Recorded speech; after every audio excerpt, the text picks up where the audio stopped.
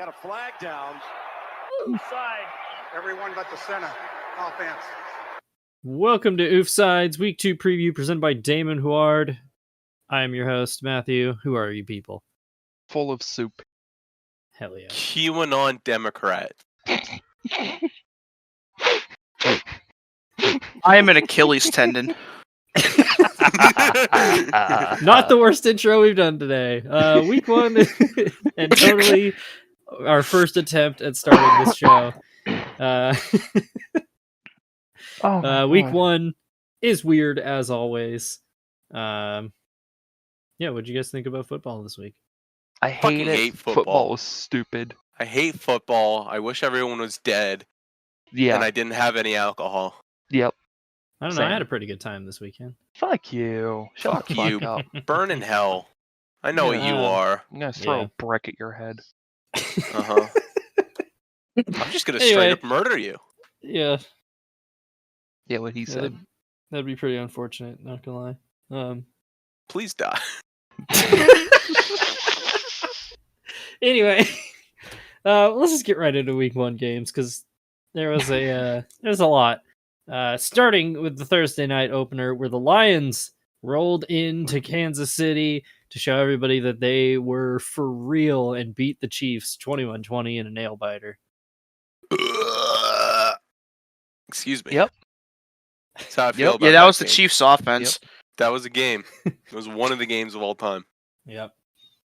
The main story, or I guess the biggest takeaway from this is, I mean, obviously, the Lions lived up to the preseason hype that they had from everybody, but the Chiefs were missing a lot of key players. Chris Jones was still holding out. Travis Kelce injured his knee in practice beforehand, and Marquez Valdes-Scantling, or not Marquez, Kadarius Toney forgot his hands at home. Yeah, it was a tight defensive game all day. But yeah, that was the biggest thing was Chiefs drops, it seemed like. Good. The ballsiness of Dan Campbell and that fake punt is The something fucking- that lives in my dreams. I am so here for it. To fake Very a punt basically in your own red zone in the first quarter. Just And get it. because Yeah. Slay, go off. He King. just decided to call out that fat fuck Andy Reid a walrus and call that play call. There were a couple of Yeah. other fourth downs I think they went for that were super risky, and they got almost all of them too. Yeah, the last one I think was the only one they didn't get, and it gave the Chiefs the ball back down 1 at midfield, and he was like, "Whatever, I know my defense." And I Yeah. was like, "Go off, yes!" It was so awesome. But yeah, no, the Lions. I mean, the thing that I was really impressed by was Jared Goff, because the offense just went dead for like half the game right in the middle, and the Chiefs defense like had them shut down. And then right at the end of the game, when it looked like things were going to get out of hand, they put it together and they drive down to take the lead, and then the defense clamped down on the Chiefs and prevented them from ever taking the lead back. Yeah. Yep, that was it. Yep. Yeah. Yep. This game was Yeah. also like a week ago, and I'm struggling to remember what else happened. It was a very boring game. It was not a good football game. Football is back. It was, yeah, Football. is Not back. the worst game of the week Football. though. Yeah. No. probably. That's a good game. I forgot. Yeah. I was very stressed Eh. watching this. I was like, I Yeah. can't take this anymore. Yeah. No. So, yeah, that's cool. Hell yeah, Lions. Loins. Oh god, I just lost my spot in the list of games. God damn it, Matt. It's Get the first good at this. game. No, Jesus it's fine. Christ. I have like the game summary Get it- pulled up, get and then a I clicked grip. back. It scrolled Oh me my back up into preseason. God. Okay, Get a let's skip forward though to Sunday. Rip. A much worse game of football. Oh, And boy. because of DirecTV and Fox having a pissing match, the only one I got to see in the morning, which was Browns Bengals. Oh. I don't know if anybody else watched this game. This game was some watched butt bits and booty pieces. ass. So I watched it on Red Zone. It was not great. Deshaun Watson was so goddamn bad in this game. It was And yet- unbelievable. And yet he was the better quarterback in this game because Joe Burrow's performance was putrid. He stunk up the joint. Yeah. I know it wasn't entirely his fault because of injuries, but it just goes to show why your quarterbacks need off-season reps and preseason time, because Joe Burrow looked like he was playing for a completely different team than the Bengals. And offensive line also helps. Yeah, offensive line stunk. Burrow had so many plays where he either just missed his targets or threw the wrong route. So, like, he would throw it one way and T. Higgins would be in a different zip code, and they'd be like, what the fuck, man?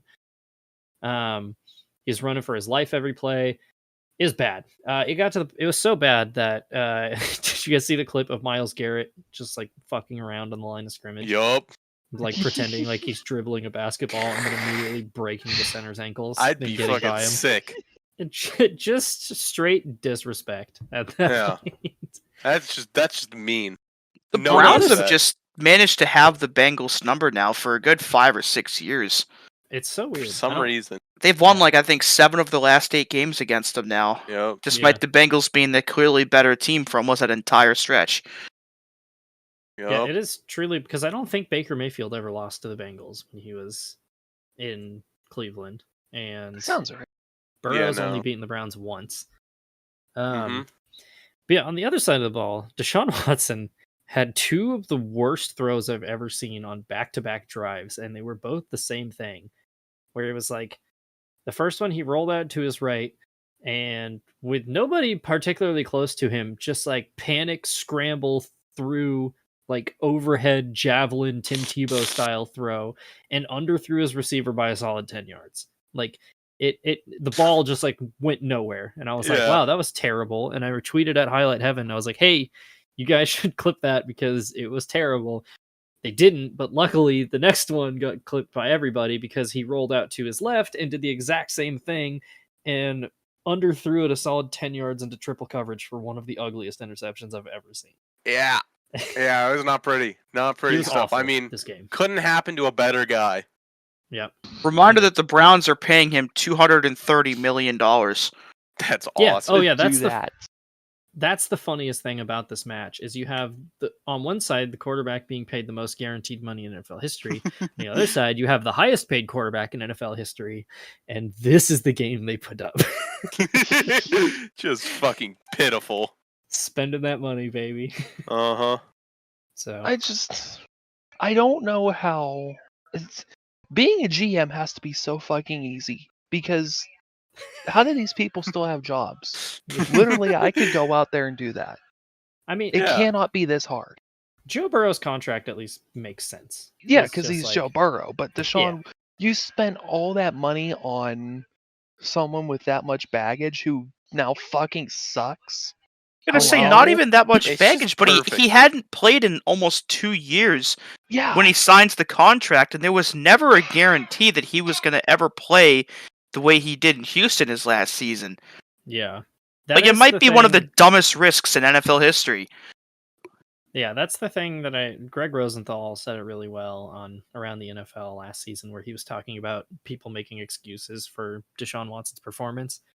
And it was like, oh, but he basically hasn't played football in 2 years. Yeah, whose fault is that? It was his. Yeah, literally. He didn't get hurt. He had to be removed from the NFL for his personal conduct. Like, it's a given that he was going to be signed. It's expected that somebody was going to sign him. Yeah. But the Browns just leapt to the front of the queue and spent all that money. Well, not even just the money. They give up 3 or 4 first-round picks for him, too. Yeah. It was like a Diet Herschel Walker trade. It's just it's probably such an overpay in general. But for any quarterback, but for somebody that hadn't played in 2 seasons and has all that off the field baggage, why would you throw that much money at him? Yep. Because I'm struggling to come up with reasons. Nobody's ever accused the Browns of being competent. So. Yeah, it'd be the Browns. Yeah, the Browns is the Browns. Browns is the Browns. I guess the worst part about all of this is like, this is an extremely talented roster and full of players that I love. And, Myles Garrett in one of them. Myles I Garrett, like him. Nick Chubb, Denzel Ward, Kareem Hunt. That's Amari Mr. They got Not Amari Kareem Cooper Hunt. now. Maybe not Yeah. Kareem Hunt, but Oh yeah, well yeah, but maybe not Kareem I mean, Hunt. it's full of like really talented players, and a lot of them who I like a lot, and I cannot bring myself to root for this team anymore. Yeah, no. The worst it's part of literally the impossible. Browns, the worst part is the hypocrisy. The hypocrisy, yeah. Yep. That's true. It's true. Yep. Yep, Browns. So, But they anyway, won. But they won. But Yeah. we'll see. Yeah. For now. Bengals, get it together. Zach go to Taylor, another- you're going to a gulag. You're going into the Siberian Alp. Let's go to the other AFC North ass whooping. Or No.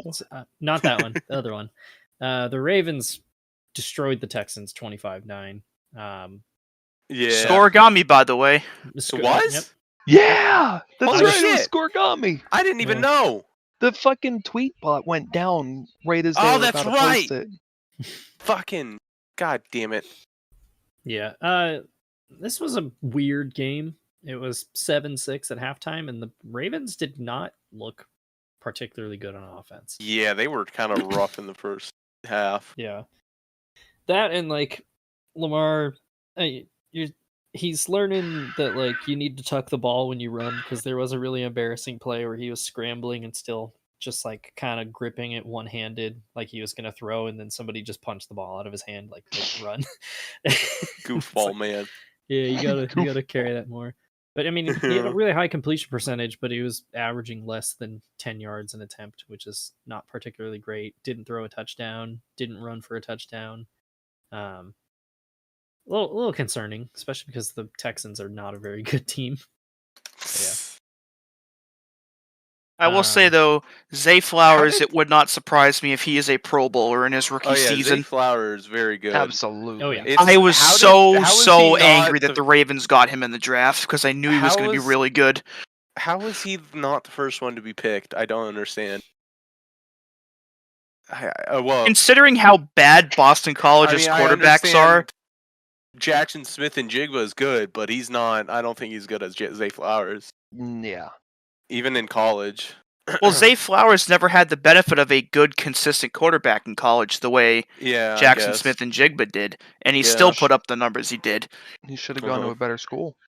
That's true. I like that all of the BC. all of the Ravens wide receivers wear single digits. It's very aesthetic. I don't like that. I'm still not used like to that. it. I don't Wide like that at all. receivers should still be wearing numbers like 84. Yeah, that's real. True. Roquan Smith wearing 0. Awesome. That rocks, though. Love it.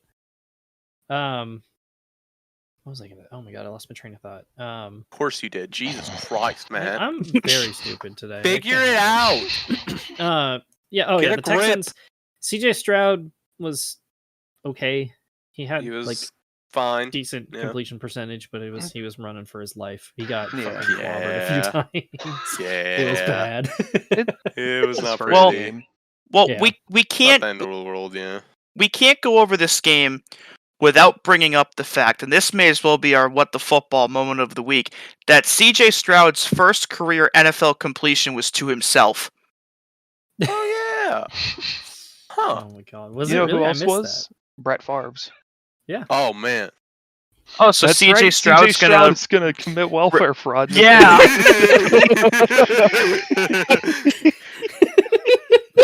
Big CJ I love how Stroud we were fan. going. We were going. All the same 4 of us fucking had the direction. exact same punchline in mind.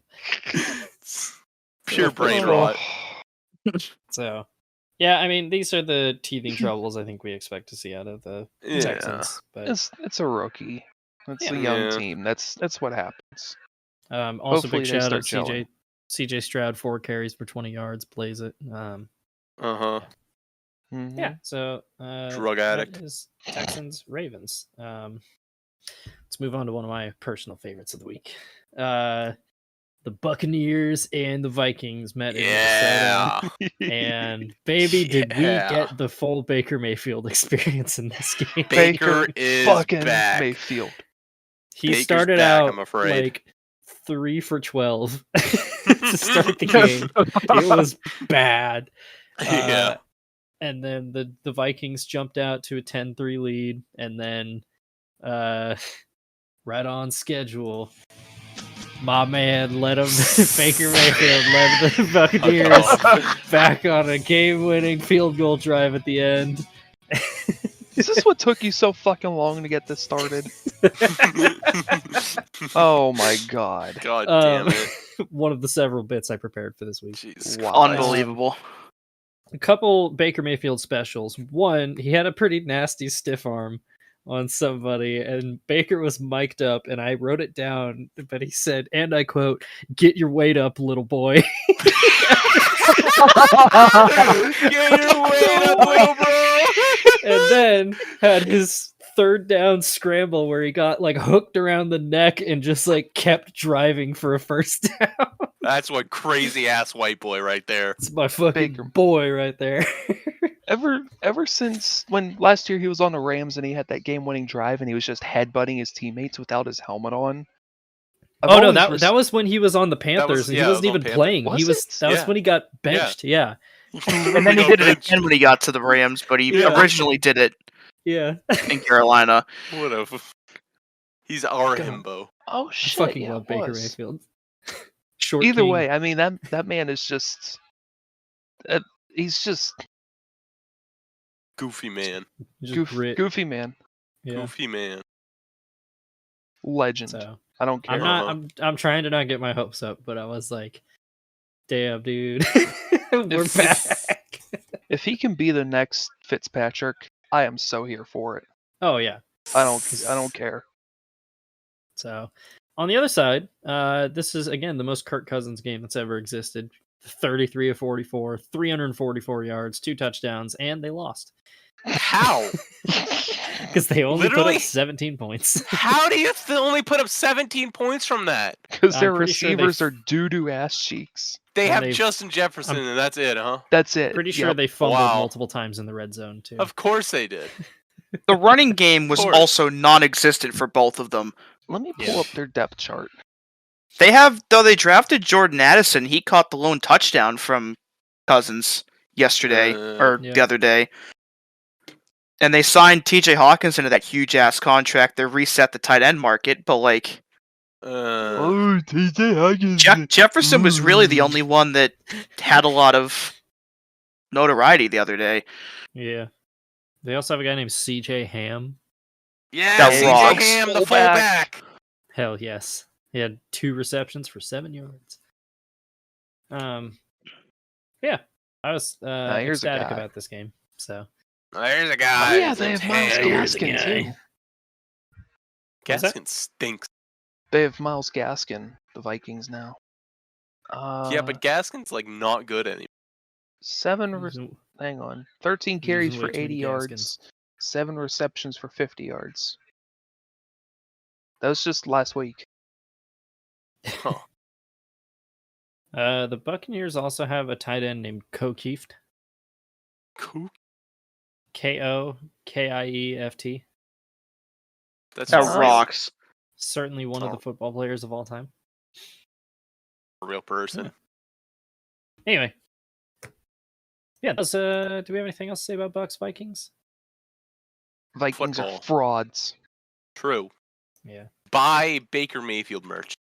Yeah, I might have to buy Buying- if they make the playoffs, I'm buying a Baker Mayfield Bucks jersey. Buying futures in Baker Mayfield. True. Invest in Baker Mayfield. Buy the dip on Baker. Buy the dip. That's what the Bucks did. Yeah. To the moon. Do you think Baker Mayfield dips? Oh, 100%. I wanna see him up. Probably. I Yeah, want to see yeah. him walk off the field and just pack a fat lip like fucking Tony Gwynn. Reminds me of that Got clip the of- Lenny Dykstra fucking lip. Reminds me of the clip of Mike McDaniel vaping last year. Oh, what? Have you seen that? No. It was in like a game in the cold. I don't know if he was actually vaping. He just like put his glove up to like cover his mouth, but it looked like he was ripping a jewel. I wish So Mike much so McDaniel that- had gone to coach any team but the Dolphins. I love Part of him. my take called him Don Jula. Wow. Yeah, and that was Bucks Vikings. Let's keep it in the NFC South, where the Falcons beat the Panthers 24-10. This was a game. As Yep. we talked about, the Falcons are not bothering with any of that newfangled forward passing nonsense. And it showed Good. because in the first half, or up until late in the first half, Desmond Ridder was 4 for 4 for 0 yards. Yes, sir. He had a Including touchdown. He had thrown a touchdown on one of those passes. his first pass was a -6 yard completion to himself. Attaboy. Fuck On the his forward Jerome Bettis pass. shit. God. Desmond Ridder saw- also had a single carry for -1 yard. I feel so bad for Kyle Pitts, man. That man's in hell. I saw a thing on Twitter earlier that had him just being wide open, like half the fucking plays he was out there, man. And they just didn't throw to him. That man's in hell. Yeah, he It's had okay, 2 they have receptions Bijan. for 44 yards. I just can't believe, like, I'm not even going to say Desmond Ridder's bad, but I just can't believe he got himself a starting quarterback job by doing nothing. Yeah. Yeah, like I literally, mean, he's that's just goals. Yeah. he's a meat servo that just hands off to Tyler Algier. Yeah. Yeah. They Tyler just Algier don't- legitimately played better than Bijan did. And, like, Bijan Yeah. had a couple of really, like, eye-catching plays, but Algier, I think, is going to be one of the more underrated players to come out of last year's Just- draft. fucking play Bijan. I don't understand. I saw this man cut, and that's the best cut I've ever seen in my life. Oh yeah, I heard Play people him talking about that. every fucking goddamn game. I don't understand. Also, He speaking Pound of, the rock with him. Give him also 30 carries a game. Also, Kyle Pitts is not the only one in hell. Drake London had a single target on Sunday, Jesus Christ. yeah. And then and he did not fucking- catch it. What's his name? Who's their head coach? Arthur Smith, right? Yeah. Arthur Smith was just like, oh, he just bails out fucking not throwing to his playmakers by, oh, fantasy football. Shut up. Arthur Smith is really funny because like every show that I watch that tries to interview him, he's just like actively antagonistic towards them. What the fuck is wrong with him? You think he's locked in? Absolutely. Arthur Yeah. Smith is locked in. Oh my god, his picture on his Wikipedia. What the fuck is going? Oh, that's the wrong sir. Anyway, look at that man. That man he's got locked. Ain't even got a key. He is so Oh. locked in. Wow, hey, that man's There is he's- He looks like True. he looks like the Obama next bot. What does that even mean? Speaking of locked in, I gotta find it, but when the NFL coaches all took their picture like together before this, Arthur Smith, where is he in it? He just looks like he doesn't want to be there. Yeah. They also pointed out on the Rich Eisen show that Sean Payton and Matt LaFleur have shoulders on Sean McVay, so they're like, you gotta establish dominance there. oh, he's okay. Never mind. Arthur Smith has a legendary mustache now. Yeah. Really? This is a fucking push broom. Oh yeah. Oh, yeah. I'm all on board. Keep giving it to Bijan. I am on I'm board. with the back on Falcons. board. Fuck the forward pass. This guy knows what he's talking about. It's a fad. Newt Ross. I mean, at this point, it is because no one's throwing the deep ball no more. The deep ball has gone woke. Yeah, and to prove that, Bryce Young had 20 completions for 146 yards, which is Wow, it was like throwing it. we're from back here in to the there. '70s apparently. Yeah. This- Yeah, Bryce Young looked okay. Definitely looked like the most rookie out of all the rookies. Yeah. 2 picks. I mean, that's to be expected. There's some talent on this team, but I don't think they're there yet. I'm not too big on Bryce Young. Not too big on him, to be honest. I mean, he's just I don't not very feel big it. in general. Little man. He's just this little How guy. tall is Bryce So- Young? He's like 5'10". Yeah. Oh my god, he's a manlet. Yeah, he's not only is he 5'10", but he's like skinny too. He's built like a Slim Jim. What the fuck? Yeah, if he's like if you see him around like an offensive lineman, he looks like a toddler. It's crazy. Yeah. He looks like if you scaled down Sam Darnold, because Sam Darnold wasn't very big when he came into the league. Yeah. Yeah, he's just a little guy. He's really small, yeah. Yeah. Hey, I'm just a little guy. Yeah, just a little birthday boy. Come on. And now that was Falcons Panthers. Yeah. Next up, we roll on to Washington, where the Cardinals took on the Commanders, where the we won because the Commies took down the Cardinals. When the football team rebranded to the Commanders, I know they knew that they were no longer the football team, but they were now our football team. Matt. I feel like I'm in like science class in 6th grade. Yeah, I'm back in freshman year. Yeah. Who's gonna say the N-word? Anyway, again with the lack of deep passing, Josh Dobbs, 21 of 30 for 132 yards. Jesus Christ. That is an average of 4.4 yards of completion. Jesus Christ. What are we doing here? Not playing very good football. God damn it. Screen pass. Yeah, there's a play you can set your watch to. Yeah.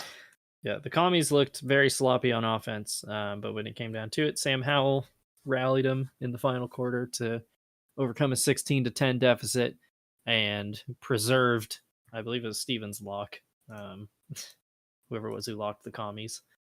I don't even remember who it was you, Jack. Last week. Did I? Yeah. Oh, wow. This may have been the Cardinals' best chance to win all season. Maybe. Yeah, well, depends on what they do with Kyler. If they are gonna trade Kyler, then yeah, they're not winning it. Well, whether they trade Kyler or not, if they're sitting like 1-8 or something by the time he's ready to come back, is there even a point to playing him at that point? Yeah, you might as well just sit him and see how much you can get for him. They've got a couple that they could win, including this week. So I don't think this team's gonna go 0-17. Yeah, probably not. They put up a pretty good fight, so I'll give them that. Yeah, they'll win 2 or 3 games. Yeah. It's hard to go 0-17. Yeah, nobody's gone 0-17 yet. Who's gonna go 0-17? The Bills, because my life sucks. True. L. That'll be really funny. This is just to see how miserable you are. I'd kill myself. I need Pete Carroll, because Pete Carroll knows about scoregami, right? Which I should probably save this for Seahawks, but this is what I'm going to talk about for Cardinals Commanders. So he's done it occasionally, like intentionally going for a scoregami. And we've seen games where a team will score a walk-off touchdown and the other team will just leave before they kick the extra point. I need the Seahawks to play like the Rams this year again. And for the Seahawks to score a touchdown in a scoreless game as the clock hits 0 and McVay and the Rams are like, fuck this, and they leave. And Pete Carroll on the point after is like, why don't you run the wrong way and go kneel in the end zone? And 6-1 just because he felt like it. I need that to happen so bad. Amen. I can see that happening. Yeah, I really can. Just a coach having fun. Yeah. Guy being a dude. Or if you're losing like 38-2 and you're just like, let's just safety this bitch and get out of here. 38-4.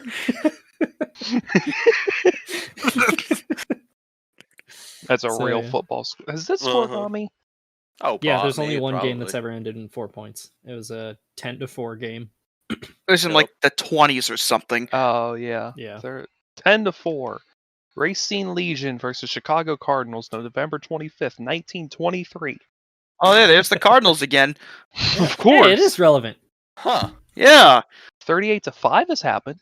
Why do the Cardinals exist? That was a Bills game, I think. Chiefs-Bills in 2003. The Cowboys once beat the Lions in a playoff game 5-0. That was Craig Williams. That was the Craig Williams Bills. God. Don't remind me of that team. Yeah, anything else? You were -1 years old. You know what? I've looked a lot into Bills lore, and it's... Shut up, Tist. Wow, okay. Oh my God. Louise. Oh my God. Anyway, that was Cardinals Commies. We move on up to Indianapolis for another division rivalry game where Trevor Lawrence and the Jaguars beat the Colts 31-21. But it was not that simple. The Colts played pretty well, honestly.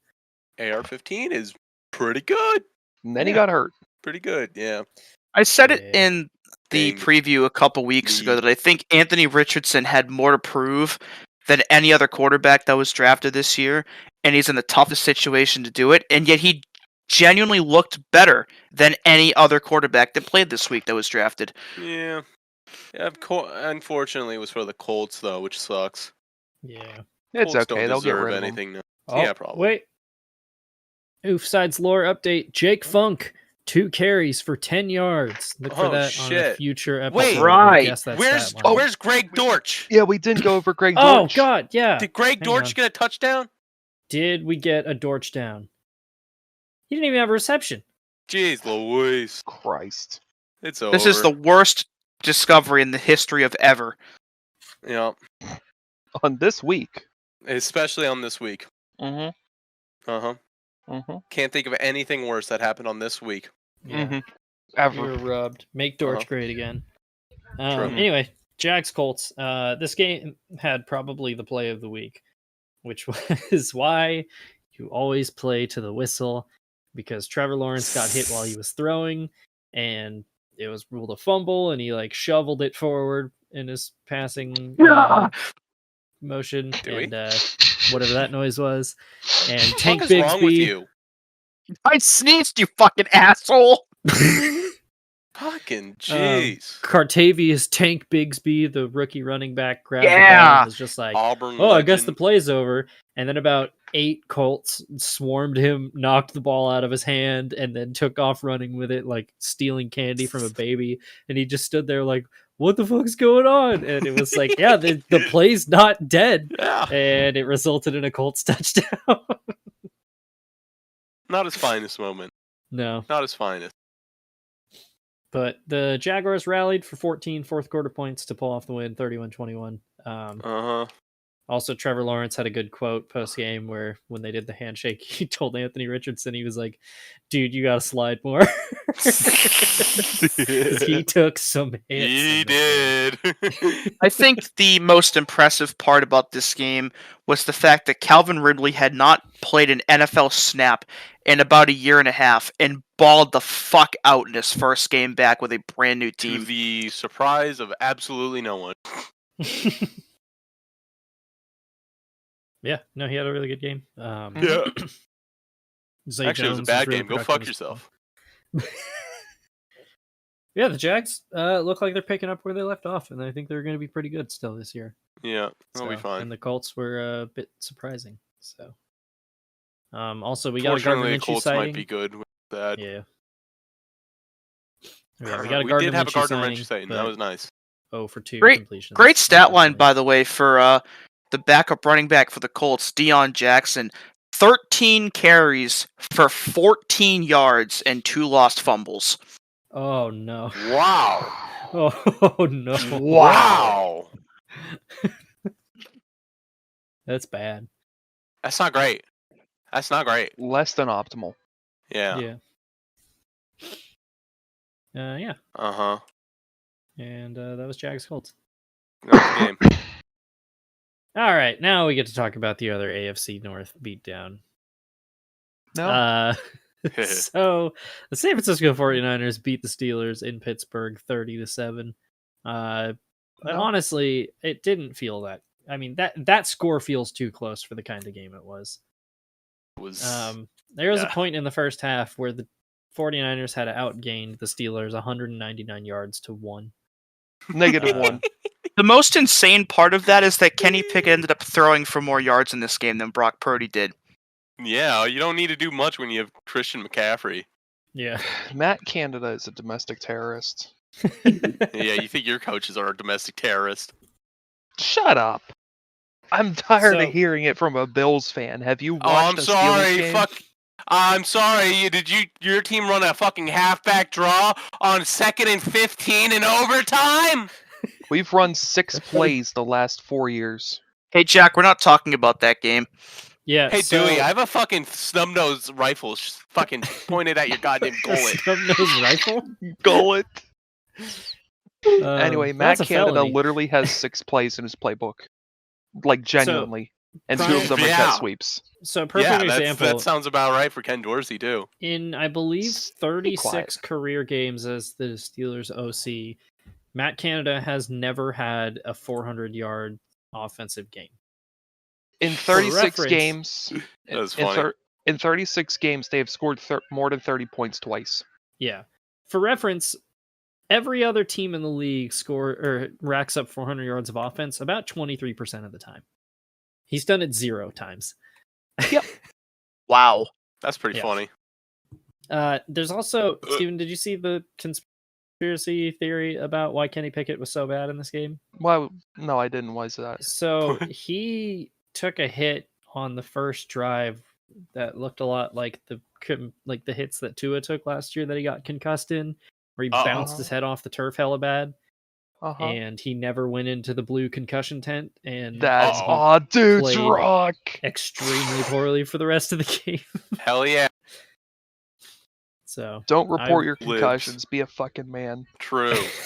Just get your bell ring rung and just be a man about it. CTE is a liberal myth created to prevent the boys from having fun. Yep. For legal purposes, this is a purely satirical. No, I am genuinely 100% serious. No, he's not 100%. I should be one of the NFL's lawyers. Matthew, edit this out. The Steelers have a defensive player named Isaiah Loudermilk. Yeah. Loudermilk? His Isaiah with 2 H's. You gotta be kidding me. And Montravius Adams. Hell yes. Why does it have 2 H's? You're not going to talk about names being named Dewey. True. Sit down. I already am, bitch. All right. What's your language? God. Family show. Don't make me say your address again. Okay, but the leading tackler for the 49ers was Diamador Lenore. Diamador. Yeah, this game was not close at all. It was about as definitive of an ass whooping as there was all week. No, there's one more. There's a bigger one. There's a bigger one. Oh, actually, and you know what? I genuinely forgot. There's like 3 or 4 bigger ones. More on that later. For one shining spot in this game, TJ Watt is still him. Oh yeah, he was like the one Steeler who decided to play football. Yeah. I think he has like the highest number of sacks in his first 80 games since like 1981 or something like that. He just passed JJ Watt to do it. I wouldn't be surprised. He is unreal. Yeah. For as good as JJ Watt is, I think TJ's even better than him. Oh yeah. Which is saying a lot. Yeah. I had a good joke for the Browns game earlier that I forgot to do. Good job. God, you're such a bum. It was a quote from an old NFL top 10 where it was like, Joe Burrow wore Myles Garrett and Zadarius Smith. He put them on at noon and he took them off at about 3:30. Pretty good. That's funny. Yeah. And that was 49ers beating down the Steelers. Titans Saints. This game fucking sucked. Yeah. Derek Carr's debut with the Saints. He actually put up a pretty good game. He was decent. He had a horrible interception, but that's about it. Yeah, and Ryan Tannehill had 3 horrible interceptions. That's just Ryan Tannehill football. Tannehill was awful in this game. Tannehill was absolutely worst. He quite literally cost them the game. Yeah. The Titans should have easily won this game. Yeah. And I don't know how much of this is down to just week 1 not playing in the preseason or just Tannehill played really fucking poorly. I think it's a little bit of Tannehill just being a bad quarterback, you know? Yeah. A little bit of column A, a little bit of column B. Yeah. Yeah. Outside of that, they actually did get some production out of the receivers. Not as much though as fucking Michael Thomas is back apparently. Really? Apparently, yeah. Yeah, 5 finally. receptions for 61 yards. And The DeAndre Saints- Hopkins led the Titans in receiving in his first game for him. Yeah. DeAndre Saints, Hopkins wanted to win, clearly. Just trying. But yeah, the Saints sneakily have a really fucking good receiver core. Chris Olave, Rashid Shaheed, Juwan Johnson. Speaking of receivers, Oh, yeah, what I don't Olave, understand is what the Titans' game plan for Traylon Burks is. I don't Like, know either. They drafted him to be like their next good big wide receiver because they traded AJ Brown for reasons I still don't know. And they got rid of Robert Woods, and they're sitting there, and they only threw to him like fucking 3 times.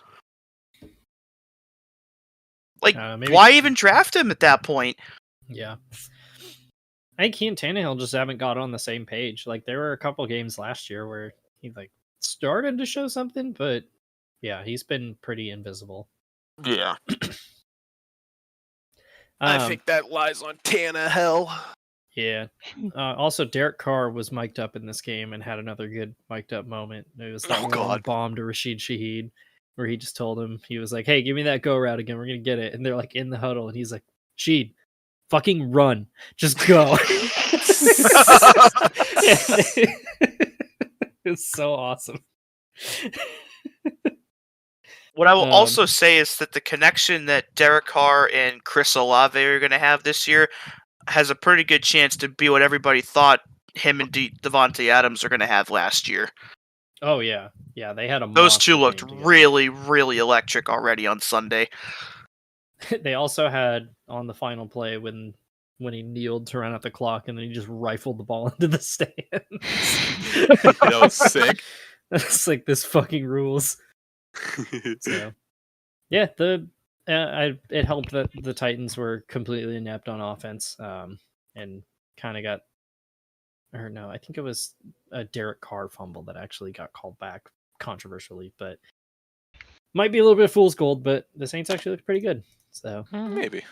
Well, good enough at least. Yeah. Yeah. I mean, still gonna be like 7-9, but you know. Yeah, you know what? That might be good enough to win the NFC South, though. 7-10, because it's not fucking. You know what I mean. There's not a lot to draw from the Titans. I don't think we're really recognizing how bad the Titans are going to be this year. Yeah, the Titans are going to suck. Which is stupid because they have the talent. It's just it doesn't mesh at all. Yeah.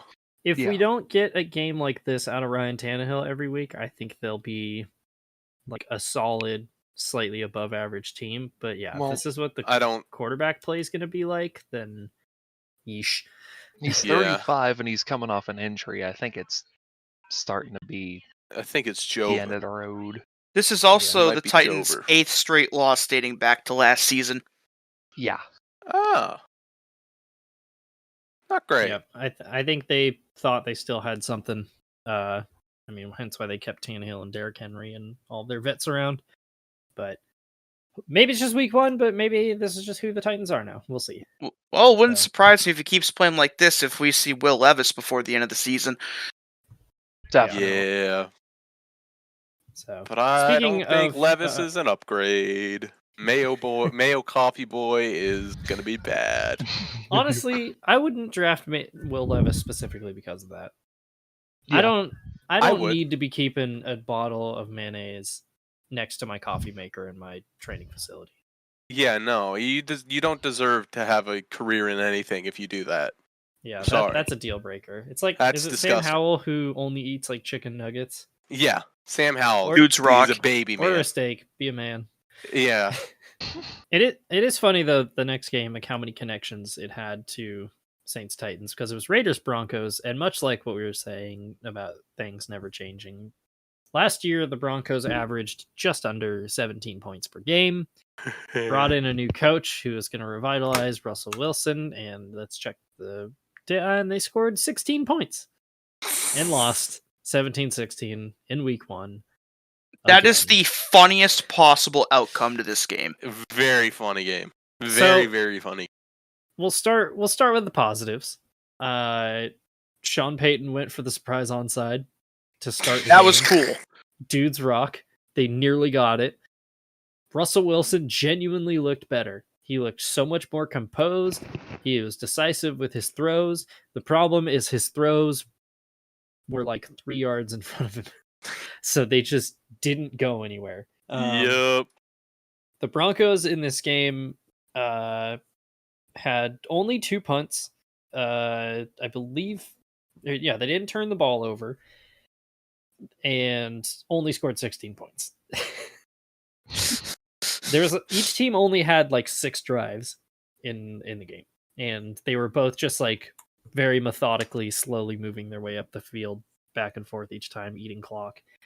And the Broncos lost by 1, and their new kicker, Will Lutz, missed a field goal and an extra point. So, God, who was Sean Payton's kicker for a long time in New Orleans that they just traded for? Yep. So what's old? I don't know why they thought he'd be better than Brandon McManus, but I hope Payton gets fired his first year. That'd be so funny. That would be very funny. That would be interesting to note as well the funny. methodical kind of drives this game had.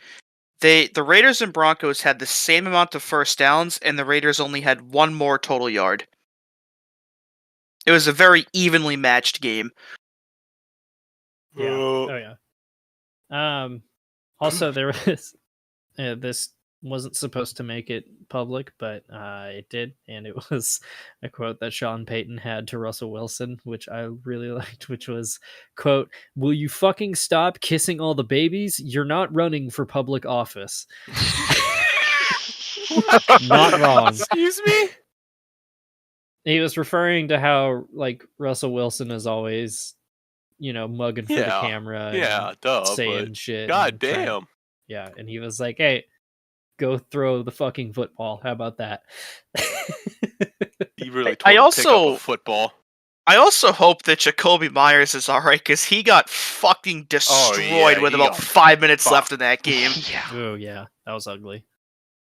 I think he had to be carted off, didn't he? I don't remember if he was carted off or if he walked off, but it was a brutal hit. Yeah.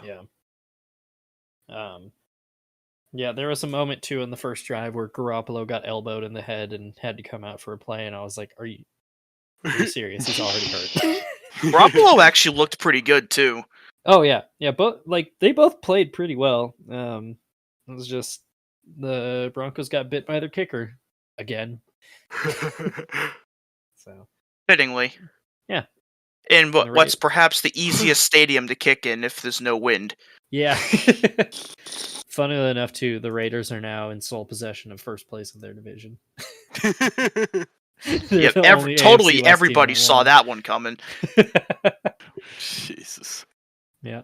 Well, I mean, we could jump forward to this one, Dolphins-Chargers, because we should always expect the Chargers to blow it in one-score games. Yeah, wow. I hate the Chargers so goddamn much. Why does Brandon Staley have a job still? Isn't he question? Isn't he like a defensive-minded head coach? Yes, he was the Rams defensive coordinator before being the head coach of the Chargers. Why does he have a job? He's got to have some dirt or something, man. What the fuck? Well, you know what the dumbest part about it is? He was a defensive-minded coach, and yet he still allowed Tyreek Hill to have 215 receiving yards in this game. What a fucking idiot. Like, did he game plan at all for him whatsoever? Fucking just awful defense the whole game. They just let him wide open the whole time, or exploit the fucking zone. They were scored on by a wide receiver named River Craycraft. You gotta be kidding me. Yeah, Brandon Staley, if he makes it like through the entire year, I will be shocked. There's no reason to keep him. Yeah, I've been out on him for a while, but it was like they looked awesome on offense. They looked like they had the Dolphins absolutely beat. They did. They had rushing touchdowns from 3 different players. Yeah. Yep. And then they just like let the fucking Dolphins go right down the field and take the lead, and then miss the extra point. And it was like, cool. All you need is a field goal. And then because the Dolphins, they have Vic Fangio as their defensive coordinator, and the old Italian stallion called up the blitz on the last drive. And I believe Thought wasn't recording the soundboard. Well, it's recording his probably. It's recording mine because it's going through voice mod. I believe that get fucked. I think that Tua's performance as well was like the 4th most passing yards in a week 1 game ever. Oh yeah. Like it was a historically good performance for week 1 standards. Yeah. I think, that's the all thing of too. us could have probably passed for over 250 yards against that Charger defense, though. I could do that. That's the thing I don't understand about the Chargers is they have so much talent on defense and they play like shit every time. It's incredible. It really is. It's impressive. Khalil Mack is just like he's invisible now. It's insane. Khalil Mack, Joey Bosa, J.C. Jackson had one of the worst fucking pass interference calls ever. Oh my god!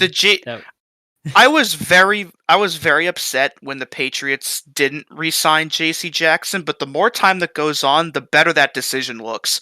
I watched J.C. Jackson play the Bills, and I never understood why he was so hyped up. He fit Belichick's system very well. Every time he was against the Bills, he was getting cooked. I don't know. Yeah. Oh, but yeah, what I was gonna say about the last drive is the fucking Chargers were in a like desperation deep pass situation, and Vic Fangio called up 3 straight blitzes, and it worked. Because on the first play, you might as well just fire offensive coordinator too. Yeah, they got called for a false start, and then Herbert got sacked on 2 straight plays, and that was it. Jesus Christ. Are you fucking kidding me? There was an intentional grounding penalty right before that, too, on the last drive. Yeah, that's what it was. Not false start, intentional grounding. Yeah, because he was under pressure. That's the Kellen Moore experience, baby. Fucking Jesus. I mean, I don't think it's, I think it's way too early to give up on Kellen Moore, because he obviously had some good game plans and stuff when he was in Dallas, but I don't know. He also called that last play, though, against the 49ers. Yeah, well, see, that's the thing. It's like... have your running back as your only blocker. Yeah. Like, there's a lot of potential in Kellen Moore as the play caller, but then there's a lot that leaves you scratching your head. Yeah. So, yeah, I think that perfectly sums up his stint with the Cowboys. Yeah, and that was Dolphins Chargers. We'll move on to your team, Dewey. It was Tom Brady's night in New England. But Jalen Hurts and the Eagles spoiled the party. This was 25-20. This was such a weird game. Like, after the first quarter, I thought the Patriots were completely dead and they were going to lose by like 45 points or some shit. And then they kind of actually did stuff. Yeah. Like, the offense actually looked decent for the first time in 2 years. Like, Mac threw for 300 yards. The pick 6 was literally just Kendrick Bourne having butterfingers. And he got himself back on the right foot, got 2 touchdowns. Like, it's weird that only 1 or 2 plays go different and the Patriots would have actually won this game. Yeah, Zeke's fumble, too. Yeah. Oh, yeah. Those 2 turnovers were led directly to 10 points by the Eagles, and that definitely changed the game. Not just that, but I think it was the third to last drive. They went for it on 4th down the first time, and that's when Hunter Henry had that insane one-handed catch to convert it. But then they went for it again later on in that drive and didn't get it. But if they had taken the 3 points on the last drive of the game, they could have gone for 3 again and won by a point instead of needing a touchdown. Yeah, and Kayshon Boutte being able to get his other foot down, and I not in college anymore. Yeah, I rewatched that. It wasn't as bad as oh my god, who's the Cowboys tight end in the playoffs last year? He just didn't even try. That was Dalton Schultz, right? Dalton Schultz, yes. he just couldn't. Yeah, Kayshawn just couldn't get his foot down. The way his momentum was carrying him, it looked like he tried, but it was an ugly first half. But they turned it around, and I'm almost kind of hopeful if they can play like that again and cut the mistakes down, they might not be that bad. Yep, yeah. You guessed it. 6-11. I know what you are, but what am I? Fat. Stones, glass houses. Shut up, fat. That is ridiculous. Anyway, yeah, the Eagles' offense though, did not really have answers to the Patriots after the first quarter either. I think it was a bit deceiving with how much the Eagles led by, because they really didn't do much of anything on offense the entire game. Yeah. This was a thing they did last year too, where they would score in bunches and then just kind of disappear. Yeah. They basically did just enough to win, but didn't really give themselves any insurance points. So it got way closer at the end than it probably should have been. Yeah, they let the Patriots back in way too. It also didn't help. They lost some players to injury on defense. I think who is it? I think Bradbury got concussed at the end of the game. I think Nakobe Dean got hurt at some point. But even despite that, they let the Patriots back into that game way too easily, when they should have been clamping down on defense and put it out of hand by the third quarter. Yeah, they should have absolutely buried the Patriots and made it a little closer than it needed to be. So yeah. I'm glad though that Kendrick Bourne actually has a part in the offense again, and he's not buried at the bottom of the depth chart by Matt Patricia anymore. Oh yeah. Yet. So yep. Mac looked way better. But just a little too late for the Patriots, unfortunately. No, that's fortunately. Yeah, I'd say that's it's deserved. Very fortunate. No, you know what's unfortunate? Is locking the Seahawks, and then they lose 30-13 to the goddamn Rams. This was a stupid game. Everything about this was stupid. Up until a garbage time drive, do you know how many yards in the second half the Seahawks had? 17, I'm gonna guess. 3! Oh no. 3 yards of offense in the second half. Holy shit. We've all seen the clip too of Gino seeing fucking Aaron Donald run up the middle, and he goes, "Oh my god!" and just throws the ball. Yeah, as it turns out, we were all wrong about the Rams. Apparently, yeah, they're back now. Fuck. Because like I was saying last week, there was that point during the offseason where I was like, the Rams, they might be okay. But then as we got closer to the season, I was like, yeah, no. Well, as it turns out, if you have Puka Nacua, who catches 10 balls for 119 yards, and Tutu Atwell, 6 receptions for 119 yards, then it kind of doesn't fucking matter if Cooper comes out. Oh my god, yeah, Stafford's back, unfortunately. Their defense shut the Seahawks down, too. Oh my god. Wow. Yeah, this is the most inexplicable game of the week. How did this happen? Trap game. Yeah. Oh yeah. Yes, unironically. It had to be because of that. Yeah, trap game by a team a year removed from a Super Bowl. Not something you see every day. Yeah. So I just it was one of those games that I kept checking the score. I was like, this doesn't make any sense.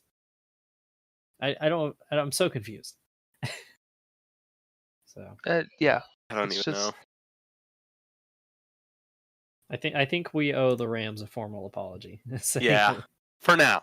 It just could be just week 1 tomfoolery though. Sorry, what's the Shaq meme? I didn't know your game or whatever. I wasn't familiar with your game. That's what it is. Yeah. So, sorry, Rams.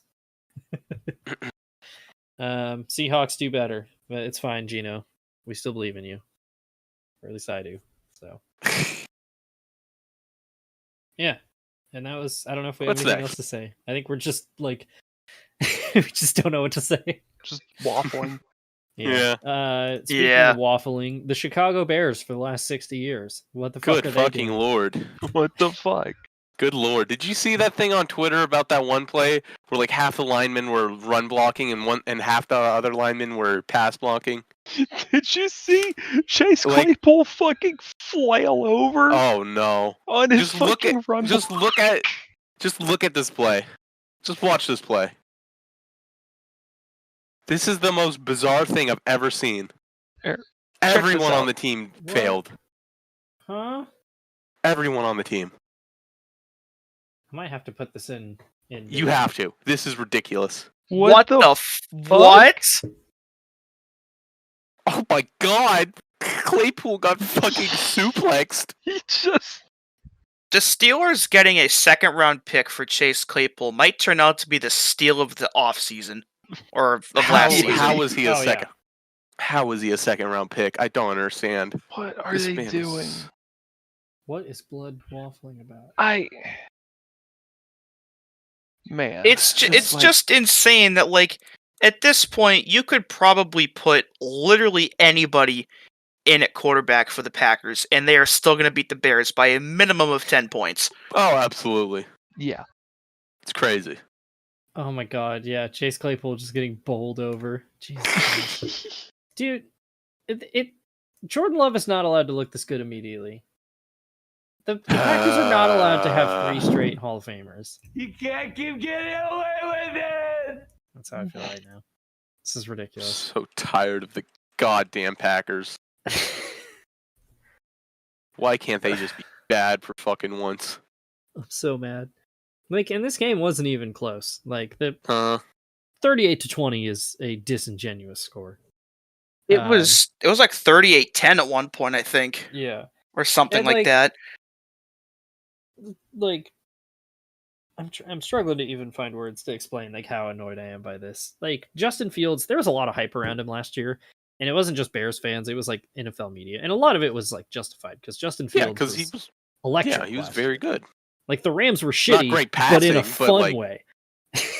He was not good at passing, but golly, he could run that ball. He can run that hand egg. Yeah, and again, like I was just saying, for once the Bears were shitty in a fun way, which they're never shitty in a fun way. They're always shitty in a we got 3 yards of offense kind of way.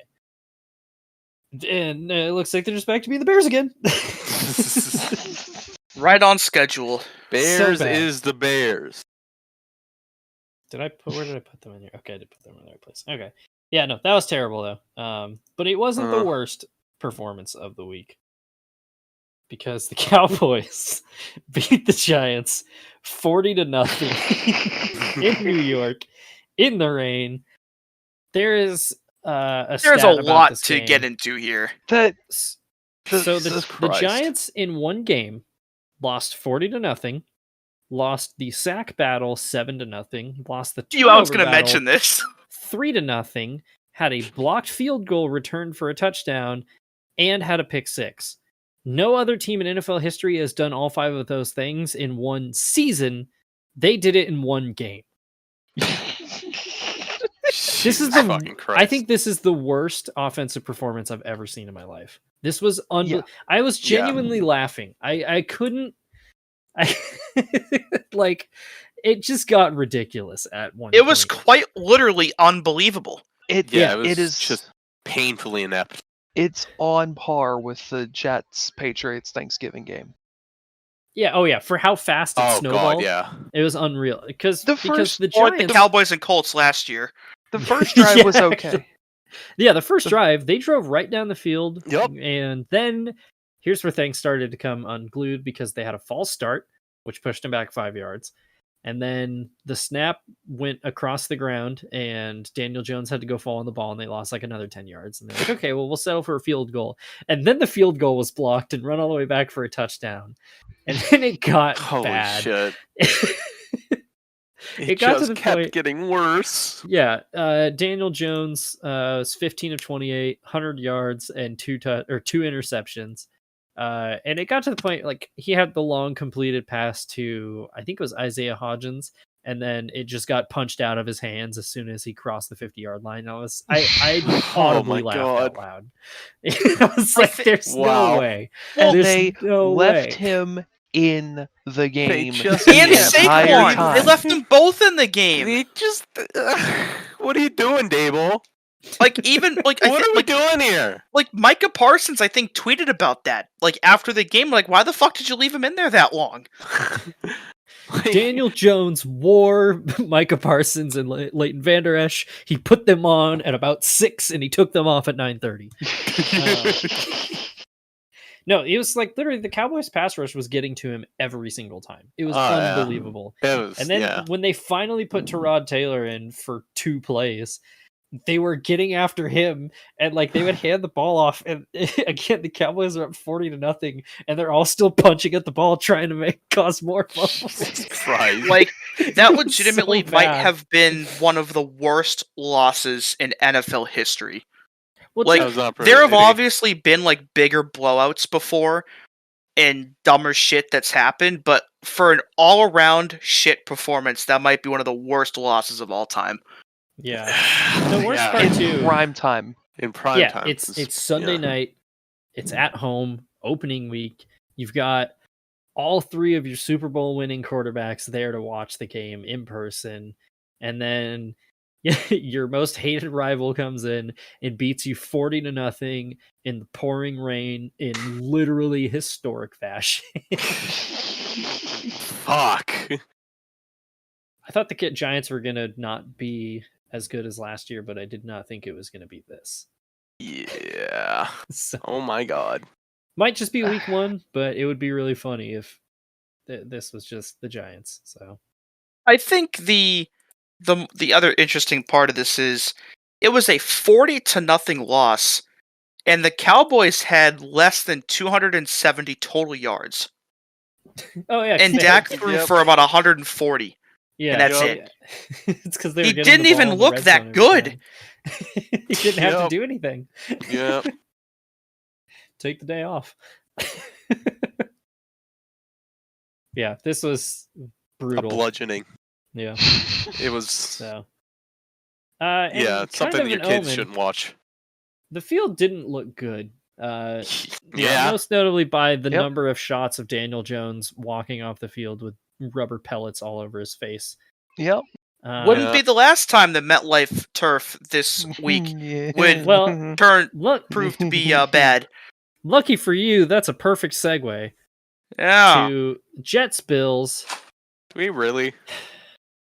Yes, yeah, we do have to. This game sucked, by the way. It was an awful game. Just a classic Week 1 Bills, though. We gotta address the elephant in the room. Aaron Rodgers' season is over after 4 plays. And then nothing else happened. I mean, at least we got the funniest sports injury of all time. 4 plays is, I mean, come on, man. Tough it out. No. This is the most Jets thing that has ever happened. Hang on. We're gonna make a pit stop here. This is not the funniest sports injury of all time. That is still Rick DiPietro getting his face bent in half. No, that's because you're biased. Maybe I am biased. You are definitely biased here too, Jack. You're both biased. But maybe I just enjoy watching Aaron Rodgers be in pain. So Jesus Christ. I'll come at this from a more level-headed perspective. Like, I dislike Aaron Rodgers as like his views on things like vaccines and things like that, but I find him as a football player extremely compelling to watch. I mean, for good reason. He's one of the best he's to like do it. He's like the best quarterback ever. And I would be lying if I said I wasn't looking forward to this season for the Jets. And I would be lying if I said I didn't still have a soft spot for Aaron Rodgers as a football player. This sucks. This objectively just sucks as a football fan. It's bad for football. And like, what the fuck do Jets fans have to like? What did they do to deserve this? Everything. Like 55 years of waiting, and then Aaron Rodgers finally shows up on the doorstep, and he's like, "Don't worry, guys, I got this." And then, literally 30 seconds into it, he's like, "The SpongeBob, my leg!" Click. I completely blame the JETS Jets chant. That's it, dude. And like, I blame that one. The worst part too is like the intro to this game is one of the coolest things I've ever seen. Just like completely dark MetLife Stadium, and it's just Aaron Rodgers leading the team out, flying an American flag on 9/11 in New York, and then literally 5 minutes into the game, Aaron Rodgers is done for the season. It's not even 5 minutes. Unbelievable. I would be genuinely shocked if Fireman Ed is not an alcoholic. He is. Oh my god! It's just like it writes itself. Like this is the most New York Jets thing ever, and I literally turned on the game after we or no, it was before we even started Fake Racers on Monday. And I turned it on, and literally the first thing I heard was the commercial bumper and Joe Buck going, and this game has completely changed with this injury to Aaron Rodgers. And I was like, are you fucking kidding me? Are you fucking kidding me? Oh, jeez. I can't get over the guy. I'm sure a lot of people have seen this by now. The one guy on Twitter, like 2.5 hours before the game started, that was like, Aaron Rodgers is going to tear his Achilles on a wet MetLife turf in 2.5 hours. And sure fucking enough, he went out and did it. Yeah. Uh-huh. And that play too, like, exemplified why, like, field turf needs to go. Because just went for those of you for the viewers out there, I'm going to visualize what happens. He's basically getting tackled. Your Achilles ruptures when you basically bend your ankle too far forward, and he's like getting tackled backwards, and because his foot's planted into the ground, like it's just pushing his toes towards his calf, and then you can literally see his Achilles rupture in the back of his leg. Yeah, that wouldn't have happened if it was dirt, because your foot can just dig a divot into the ground instead of sticking into the fucking carpet that they put on an open air stadium. Why is it an artificial turf? Because I want to point out as well that Bill Belichick may be partially responsible for this happening. How so? So I'm pretty sure the Jets were planning on picking Broderick Jones in the NFL draft this year. You're gonna make this about the Patriots. Shut the fuck up. He always does. He always makes it about a Boston sports team. Eat my ass. Every time. Yeah. So next up, you're gonna bring up the fucking Red Sox. Quit your yapping. Anyway. All right, Shram. So the Jets, I'm pretty sure, wanted to pick Broderick Jones, and in this year's draft, the Patriots had the pick right before the Jets did.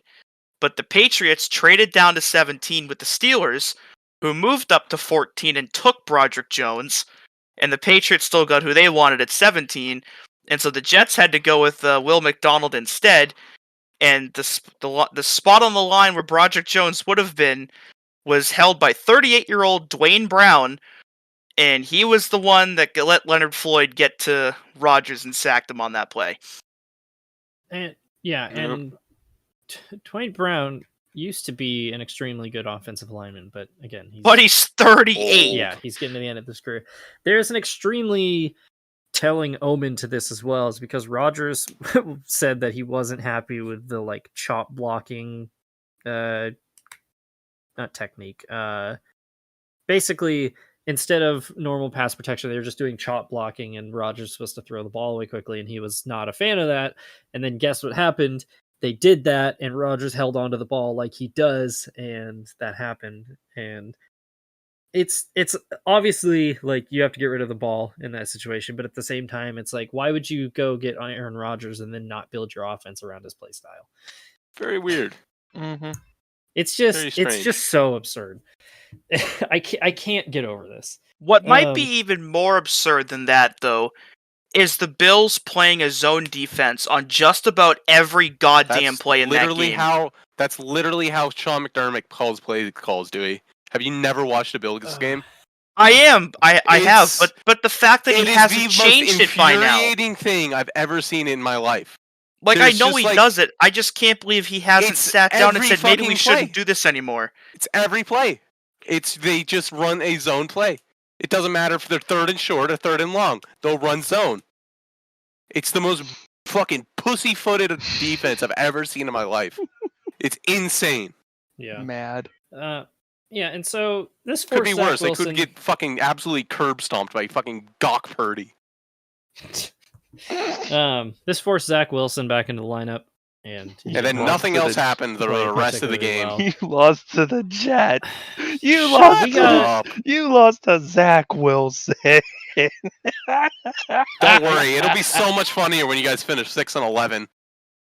If I had a nickel for every time the Jets returned a kick for a touchdown in overtime to beat the Bills in Week 1, I'd have 2 nickels, which isn't a lot, but it's weird that it's happened twice.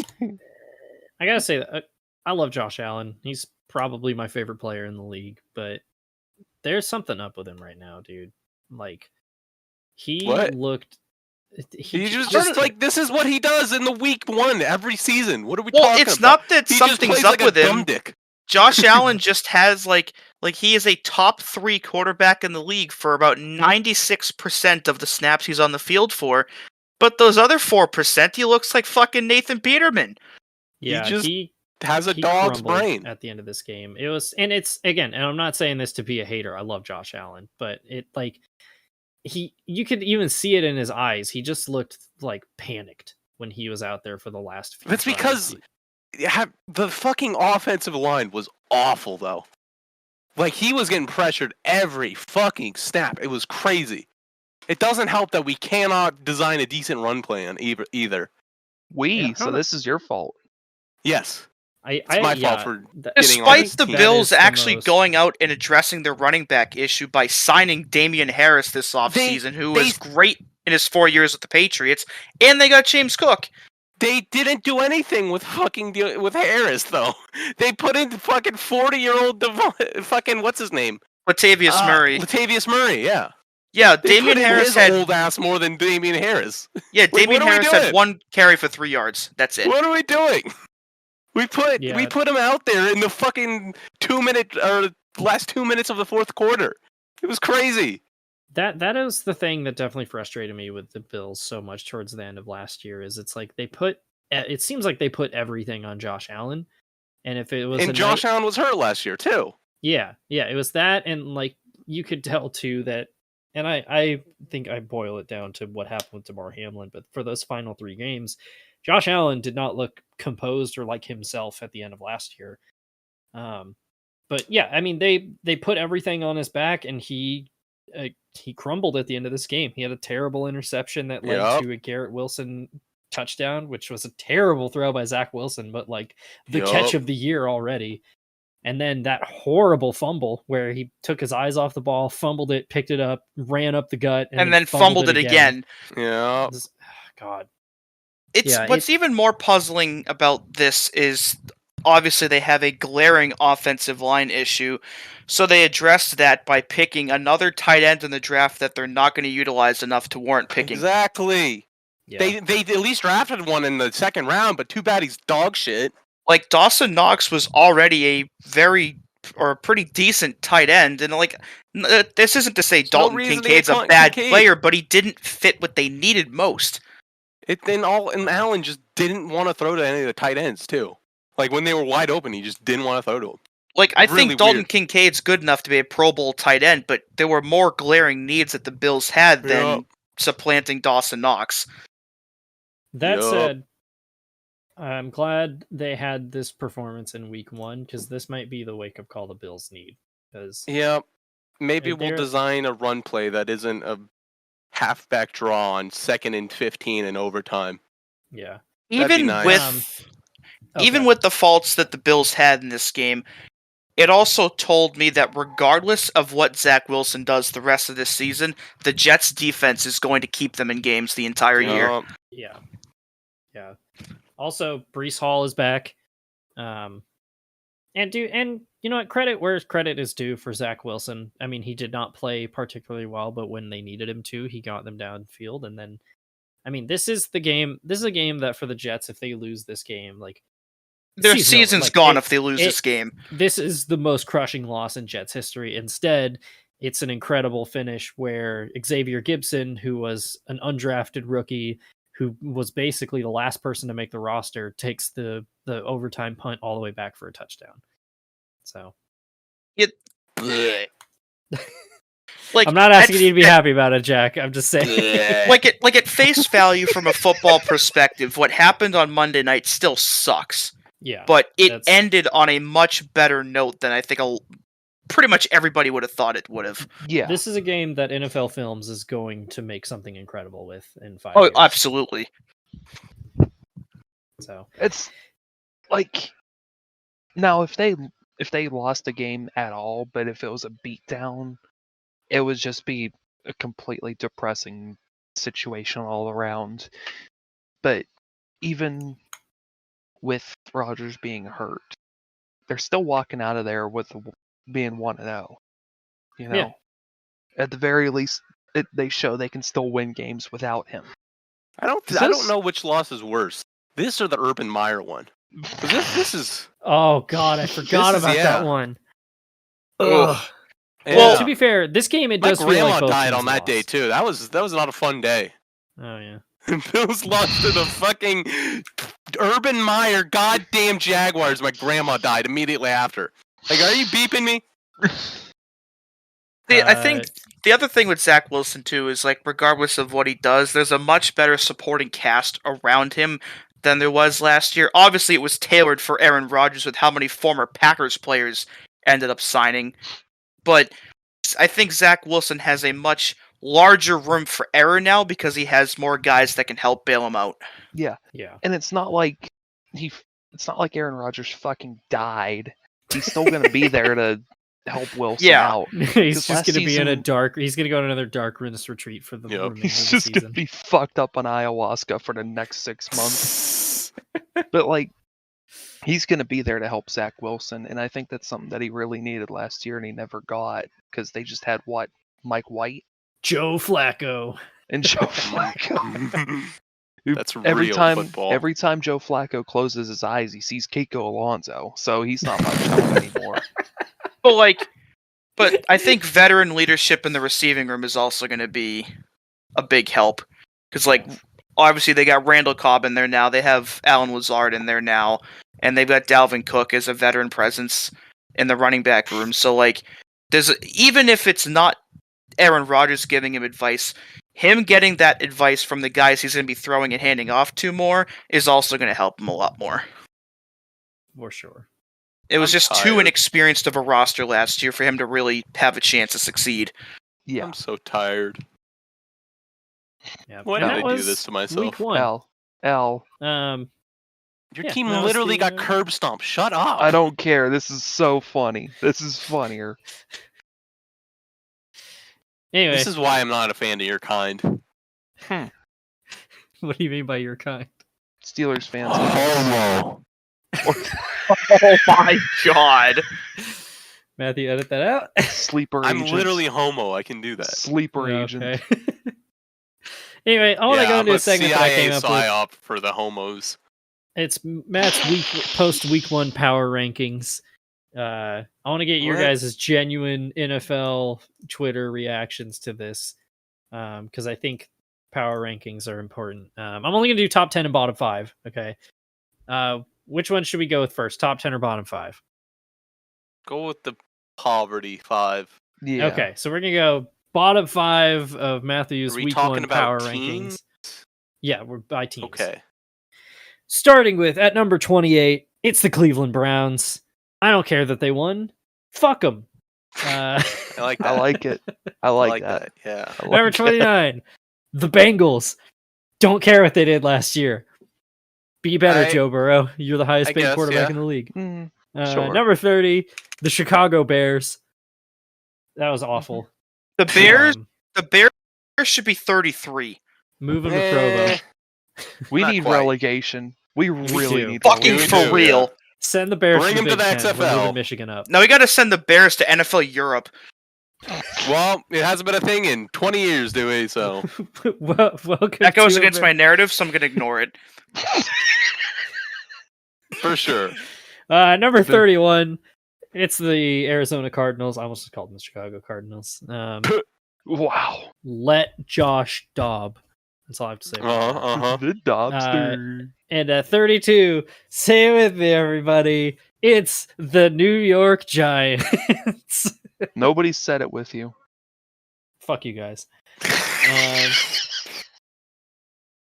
Anyway, let's go to the top 10. Starting at number 10. I mean, this one is pretty obvious as well. It's the Tampa Bay Buccaneers, baby. Baker Mayfield is back! He never left! There's nothing to come back from. He got his milk and cigarettes, baby. Damn right. Number 9, it's the Packers. God damn it. Please Shut go up. away. Fuck off. Fuck off and die. Number 8, it's the Baltimore Ravens. I I'm not gonna lie, I was kind of struggling to find teams to put in the top 10. I felt like they should be in there somewhere. Yeah, no one deserved. It should have just been a top 5. You know? Yeah. Honestly. Yeah. But then we waste get of my time. Yeah. number 7. It's the Kansas City Chiefs. They probably should still be top 5, but fuck them. Okay. Nope, they're frauds. Yeah, Frauds. frauds. Number 6. It's the Jacksonville Jaguars. Duval. And now we're making it to the top 5. It's the Detroit Lions. No, Dan Lions should be higher, I'm afraid. You're wrong. You know, actually, yeah, I'm going to call an audible because the Dolphins were originally number 4. Fuck it. Lions, you're number 4. Dolphins no, make them 5. top 3 at least. Come on. Well, we'll get there. Number 3. If you're putting the Cowboys number 1, I'm going to kill you. The number 3 is the Philadelphia Eagles, the defending NFC champs. Just absolutely dominant win in week 1. Number 2, it's the San Francisco 49ers. Oh, fuck off. The Eagles were not a dominant win. No, it's my power rankings. They're mine. It's mine. Casual. They're my power rankings. The Jets are number 1. Casual. And number 1 is the New York Jets. Dallas Cowboys, baby. You are an absolute. How about it's my power rankings. I didn't ask. A bum, a coward, a loser, even. I did not realize we had Michael Irvin on the show today. All Yeah, right. remember to turn Steven's audio down there a little bit so it doesn't blast everyone. They're my power rankings. Anyway, I just wanted to get that out of the way. How about them Cowboys? You're objectively wrong. I don't know. No other team won by 40 points this week. That's because no other team was good enough on offense. That's crazy. No other team scored 40 points. The Cowboys were that good on offense, so they must be the best team in the league. They scored the most points and allowed the fewest. Yeah, but like half of it was because of their defense, though. That's Jack fraud, Scott, I'm afraid. It's almost like that's half of the game, Jack. Hey, have you realized that you're a bitch-made bitch? Have you realized that math? You're a bitch-made, I'm He afraid. can't do math. He dropped out, remember? Oh, that's right. Anyway, take us to the dues It could be from Pennsylvania. Projection. Yep. Live in NorCal. I don't want to hear it, sleeper agent. What does that mean? Go die in a fire. Oh my god! Go die in a coal mine like a real fucking pit. The kids do yearn for the mines. You yearn for the mine. I'm moving to Centralia. Yep. Yes! Where you belong. I'm gonna go fight the fire. With my bare hands. I'm just gonna punch it. I'm gonna put my dukes up like Tim Anderson. I'm gonna fight the fire. Whenever we do Oofsides on location for the first time, it has to be in Centralia, Pennsylvania. Yeah. Oh, we gotta do that. Gary, in Provo. Indiana. Oh Gary, god. Indiana, Provo, Flint, Michigan. Yeah. One of us. Anyway, has Dewey, to please take us to the dues desk. No, I'm begging you. We have to go to MetLife and tear our Achilles. True. So, yeah, we're at dues desk now.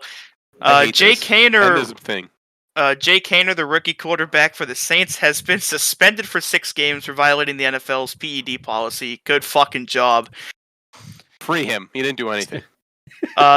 Mike Williams, he was a wide receiver for the Bucs and the Bills in the early 2010s. He passed away yesterday from injuries in a construction accident. Rest in peace to Mike Williams. What? Nothing. Oh. What are you trying to make a joke out of, huh? You scumbag. You piece of shit. I was going to ask a question and then I answered myself by doing my own research. Oh boy. There's like 4 different Mike Williamses. Yeah. There is. Yeah, rest in peace to him. Condolences to his family and friends. The 49ers signed Nick Bosa to a 5-year, $170 million contract extension. He is now the highest paid defensive player in NFL history. Yeah, I probably should be more, but you know. Yeah. Chris Jones ended his holdout. He agreed to a deal with the Chiefs for 1 year that could be worth up to $25 million. So he'll be on the field for week 2. Chris Jones' agent needs to be fired. Dude, the contract they gave him is so bad. It's so bad. I think his base salary was like $19.5 million to begin with, but the one he just got was also $19.5 million. Yeah. But he can just get up to 25 and make back all the money he was fined by missing all the mandatory OTAs and stuff. Yeah, it's like all incentives. It's really bad. Bad, terrible, awful. So that was certainly one way to approach that situation, but it got him on the field, so I'm sure the Chiefs are thrilled about that. So the Seahawks decided they have a hole that they need to fill on the offensive line. More on that in a minute. So they decided to fill that hole by signing 41-year-old Jason Peters. He should have been a Bill. So I would rather he's take back. him than literally any other fucking offensive lineman that the Bills have. The Panthers signed Tariq Cohen to their practice squad. He last played in 2020 and has had about 4 different severe injuries in that time frame, but glad he's finally back, and hopefully he can see the field at some point soon. Yeah, last year he was recovering from an ACL injury, and he was live streaming himself working out on Instagram and tore his Achilles while he was live streaming. Yeah. So glad Tariq Cohen's back because A, short king, B, he's a really fun player when he's on the field. So. Oh yeah, and the Patriots signed Ian Book to their practice squad for some fucking reason. Wow. Yeah. So there's that. Let Ian Book. So, since Dewey didn't bring it up for some fucking reason, the Patriots released quarterback Matt Corral, and he just kind of like went missing. Nobody's heard from him in like 3 days. What the fuck? Excuse me? And I know he has a history of like mental health concerns, but like, I did not know that. Nobody's heard from him. Oh no. Oh, well, that's not good. Not I'm glad great. I didn't make the joke I was going to. Matthew. I hope he's all right. Like, that's weird. Huh. Yeah. All right. So, hopefully, the report next week when we come around is that he's back and he's just like fine. But yeah. Weird. So of course, a lot of week 1 injuries, unfortunately, because we have them every year. We've already addressed the big elephant in the room. Aaron Rodgers tore his Achilles on his 4th play from scrimmage. Still and very is funny. out for the year. So, by the way, very funny. Before we get into that, part of the trade was a 2nd round pick that was a conditional first if he plays 65% of the snaps. Yeah, so the Packers just got fucked out of a 1st round pick. Aaron Rodgers is going to end the season 0 for 1 for 0 yards. So that means for funny. everybody in this podcast and for everybody at home listening to it on Spotify or watching it on YouTube, you have finished this NFL season with as many completions, passing yards, and touchdowns as one of the greatest quarterbacks of all time. Good job, guys. Proud of you. Let's keep it up. Give yourselves a pat on the fucking back. Yeah. I already knew I was better than Aaron Rodgers because I've never thrown an interception in the NFL. Yeah. I've never thrown an incompletion.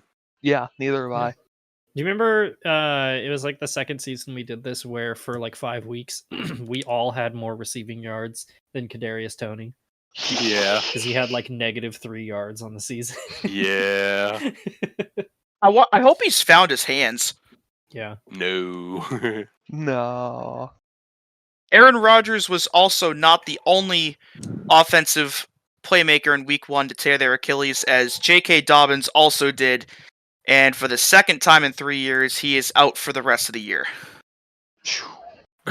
This is his 3rd season. He missed all of 2021, only played 8 games last year, and played about 1/2 of football this year. That stinks. So the Ravens are down. I don't even know who their backup running back is, to be honest with you. I think he scored a touchdown. Oh, they have Gus Edwards. That's right. So they'll have to rely on Gus Edwards to lead the running game with J.K. Dobbins, again, out for the year, which, again, really, really sucks with how talented he is. Cannot catch a break whatsoever. The Browns' offensive line took a big hit, too. Jack Conklin out for the year. He tore his ACL and his MCL against the Bengals. Oh. So they're going to have to... I believe they've already signed somebody to the practice squad, but one guy that might want to consider is Lyle Collins, who was released from the PUP list by the Bengals yesterday. So Man, potential for a signing there, maybe. Cam Hayward and Deontay Johnson, they're both out multiple weeks. Kill me. Deontay Johnson hurt his hamstring. Cam Hayward tore a groin muscle. Ouch. You hurt his dick. Wait, I've got a sound for this. Hang on. You gotta find it. Oh, God. Where is it? Grab his dick and twist it! True. They twisted his dick. Charles Cross has turf toe, so he's week to week, which is why the Seahawks decided to sign Jason Peters the other day. And the Ravens got banged up more than just J.K. Dobbins, too. Marcus Williams potentially tore his pec, and if he did, and the MRI confirms that, he'll probably be out for the year as well. Their center, Tyler Linderbaum, sprained his ankle, so he's week to week. And their starting offensive tackle, Ronnie Stanley, sprained his knee, and he's also week to week. Wow. Like, the Ravens are just falling apart, and we're 4 quarters into the season. They got the fucking... Wow. Doesn't this happen like every year with the Ravens, though? It feels that way. I remember in 2021, all their players getting fucking injured. In the span of 2 days, they lost all 3 of their starting running backs. Yeah, That's right, they did! Yeah, that's just brutal. Jeez. Yeah, the Ravens might have the worst injury luck in the NFL. Yeah, So maybe it's hit them or the 49ers. That's true. Yeah. The Niners do have pretty bad luck, too. But the 49ers' injury luck is also what's directly responsible for the emergency third quarterback now being a rule in the NFL again. So they won't have to play Christian McCaffrey at quarterback in the NFC title game ever again. Honestly, they probably would have been better off if they played him in the NFC title game, but I've already ranted about that, so... But you know what? Josh Johnson got to play in an NFC championship game, and that was cool as fuck. Let Josh Johnson. Let him do it. Obligatory Josh Johnson mention. Let him do what? Yeah. Let him Johnson. What does that entail? Yes. Penis. Talking nuts. Please do not the Josh Johnson. And with that, that was the Dues Desk. Yeah. Anyway. Are we doing the Immaculate Grid? Can we rack it up? I got a shit. Yeah, we're running pretty long on this show. Yeah, this is going forever. Yeah. Here, we'll just skip forward to pick they thems. We'll do the Immaculate Grid another time. So, starting with Thursday night, it's Vikings Eagles. Wow. Both these teams kind of inept, but go with the Eagles here.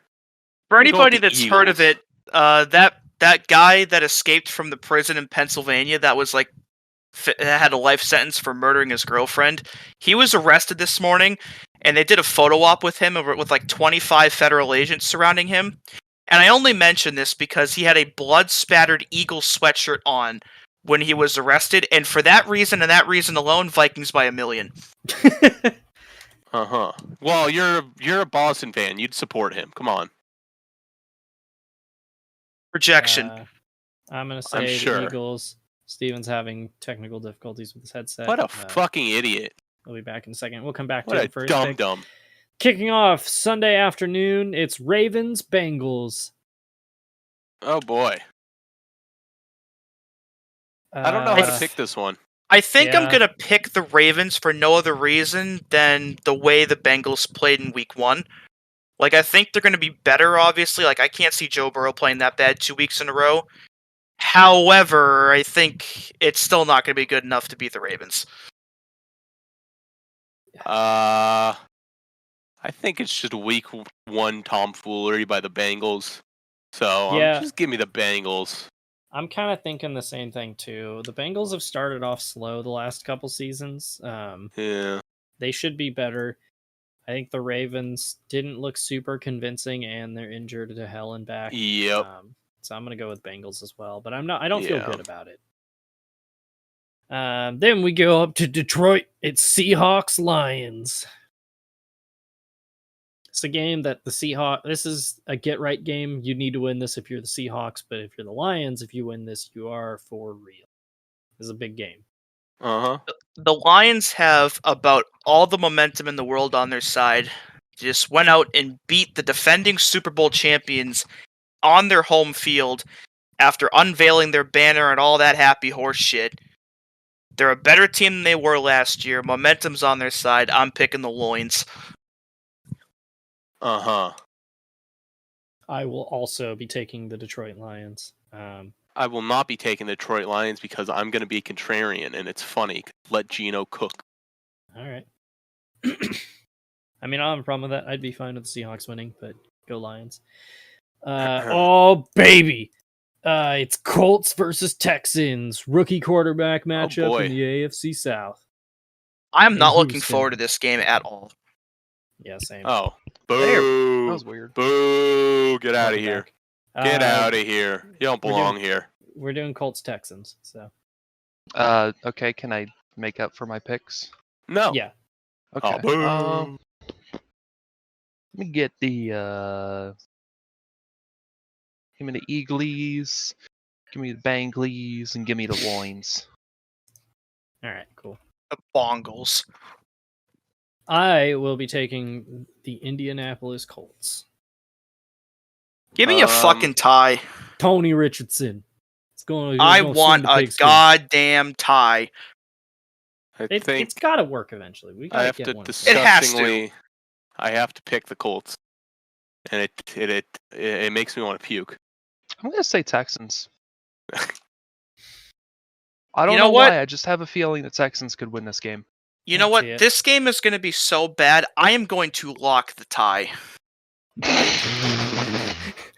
All right. I am so fucking down for this. Oh my god.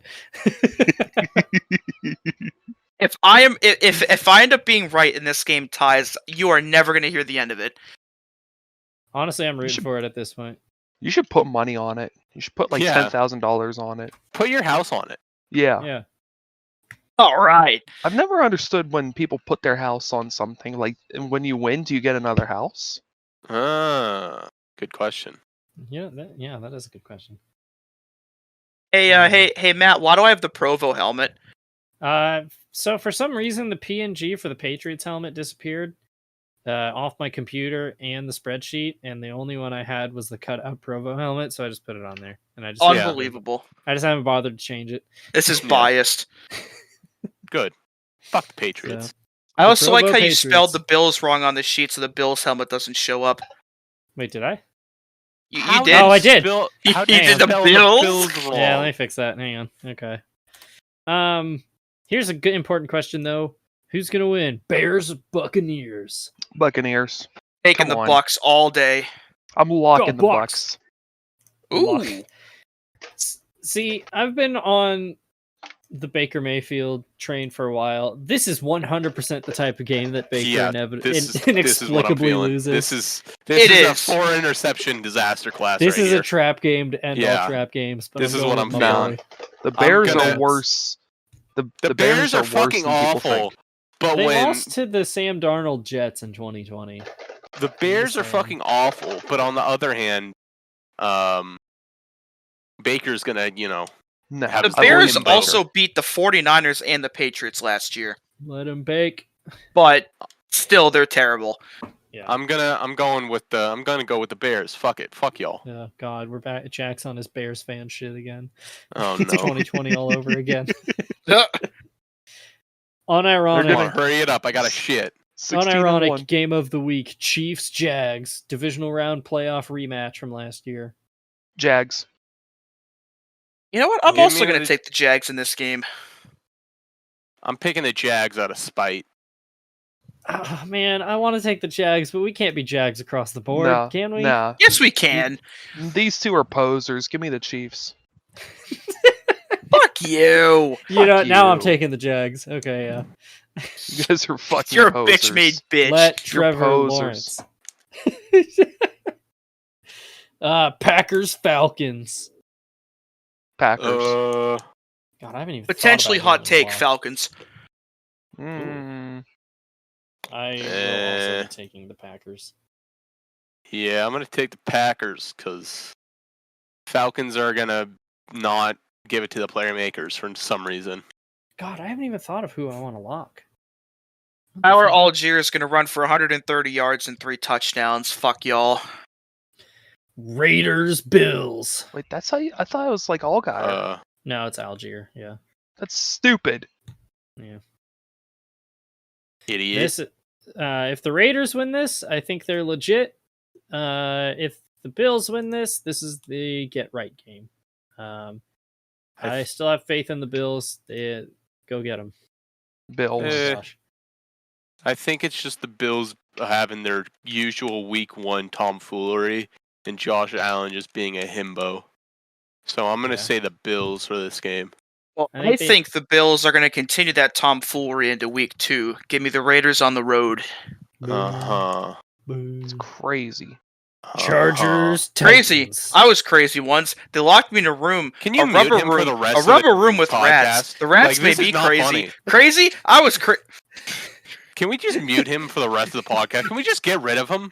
Yeah, he doesn't add any value. Yeah, he doesn't. Get him out of here. No, that's true. Because if we get rid of he Dewey, doesn't even make any good 9/11 jokes. Because if we get rid of Dewey, then I have to write the show sheet every week. So, God, why are you so locked in, Dewey? I hope he's still doing it when you get unmuted. Shut up! I didn't even mute him. Oh, he just stopped? Yeah, he I fell into the void. Huh. Anyway, Chargers Titans. I'm taking the Titans because this is exactly the type of game the Chargers lose. It absolutely is, but the Titans' offense fucking sucks. Titans That are train agrees bad with me. enough. The Titans are bad enough that it's going to offset. Welcome to Tannehill. I almost feel like this game has as good of a chance to tie as Colts Texans does. Pick another tie. Do it. I'm not picking 2 ties in 1 week, but The Titans. Shut up. That was terrible. Go fuck yourself. Shut up. I'm gonna pick the Chargers, but if the Titans win, I would not be surprised whatsoever. Jack, who did you have? I'm thinking. Give me a second to think. One. I got to think about this one. I'm going to go with the Chargers. And I'm going to regret this decision once they lose by 10 somehow. You know what I don't get? Yeah, same here. Last week when I was looking at the show sheet or the pick'em sheet, and I was like, why the fuck did I pick the Titans? Like, what? How did I convince myself to? Like, the Saints are obviously better. And I know I'm going to look back on this week's one again and be like, why the fuck did I pick the Titans again? Yeah, but you could just as easily say, why the fuck did I pick the Chargers? That's Chorger's going to chorger. All right. Well, there's no real winner here. 49ers, Rams. This game should be good. Are the Rams Niners. for real? Niners. I'm going to say the 49ers because the 49ers just kind of own the Rams. Yeah. Yeah, I'm going to pick the Niners too, but I think the Rams would have a better chance to win this game than people are going to give them. I'm going to lock probably. the 49ers. Ooh. Oh. I don't think Sean McVay has ever beat Kyle Shanahan in the regular season. So, Yeah. yeah. Giants, Cardinals. Oh, baby. This has the potential to be the worst game of the season. Oh, fuck. They should flex this on a Sunday night. They should. Absolutely. Oh, God. I don't know, man. The Sickos committee is going to have a field day with this one. As funny as it was, I think week 1 was a fluke. And I'm going to go with the Giants. Yeah. I'm going to go with the Giants as well. Honestly, like, even if the Giants are this bad, the Cardinals are just that much worse, where I can't see the Giants replicating what they did in week 1 and actually losing again. Like, I think they could play exactly the way they did in week 1 and win because the Cardinals are that bad, so I'm picking the Giants. The Cards played a pretty good game, though. On I can. Cardinals. You might be the only one that picks the Cardinals this year. Go off, King. Jets, Cowboys. Shit. Well, my answer to this is a lot different than it was 3 days ago. Locking the Cowboys. Locking the Cowboys. This is the game. This is the type of the game that the Cowboys lose. Because that's the Cowboys. I'm going with them, but I've seen too much of this team to feel confident about it. Hence why I didn't lock them.